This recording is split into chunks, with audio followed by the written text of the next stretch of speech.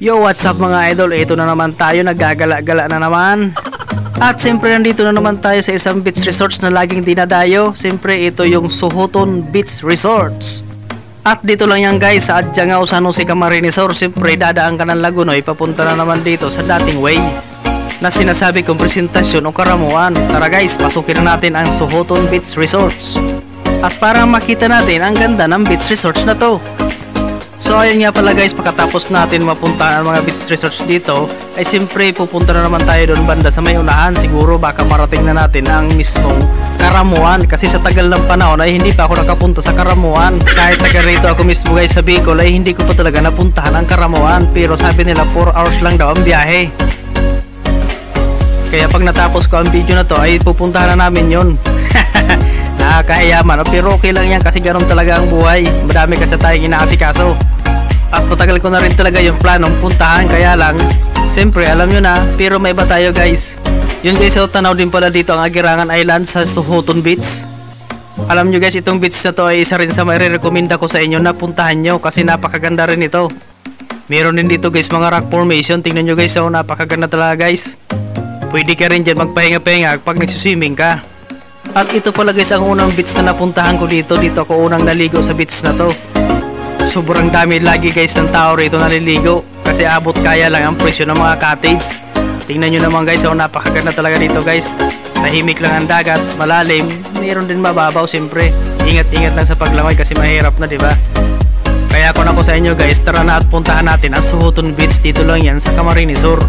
Yun guys, oh, itong mga cottage, oh, simple-simple lang yan guys, kaya mura lang, abot kaya. At siyempre kung mapapansin nyo itong rock formation na to guys, oh, parang lumubog na barko na dumaong lang sa gilid ng dalampasigan ng Sohoton Beach. Grabe. At siyempre guys, hindi lang yan, mayroon din dito. Tingnan nyo guys, oh, napakaganda rin talaga guys, oh. Ayos. Ito guys, oh, silipin natin, oh, makakapasok kaya tayo dyan. So ito talaga guys, napakaganda talaga ng lugar na to guys. Tingnan nyo guys, oh, dito pa lang sa batuhan, pwede ka na dyan magpahinga. Pwede ka rin dyan guys magdala ng tent tapos ilagay mo dyan. Tingnan nyo guys, oh, napakaganda talaga guys ng paligid dito guys, you know. So ito na nga guys, patuloy lang tayo sa pag-ikot-ikot dito sa Sohoton Beach para makita nyo ang ganda ng paligid dito guys. Kaya nga guys, pinaplano ko sana pag natapos ko mapuntahan ang pinakadulo nito ay siyempre doon na naman tayo sa ibang lugar. Sana guys mapuntahan natin. At siyempre magagawa ko lang yan kundi dahil sa tulong nyo, sa panonood nyo ng video, sa pag-share nyo at siyempre sa pagpa-follow nyo. Sana nga guys maikot ko ang buong Camarines Sur, buong Bicol. At siyempre kung siswertehin ay magpipilipinlop na tayo para buong Pilipinas na. Para maisama ko kayo sa mga adventure ko. Hindi ko man kayo lahat na isama sa personal, at least sa video pa lang ay makikita nyo na para na kayong nakapunta doon, diba? Kaya maraming salamat sa inyo guys sa inyong mga suporta.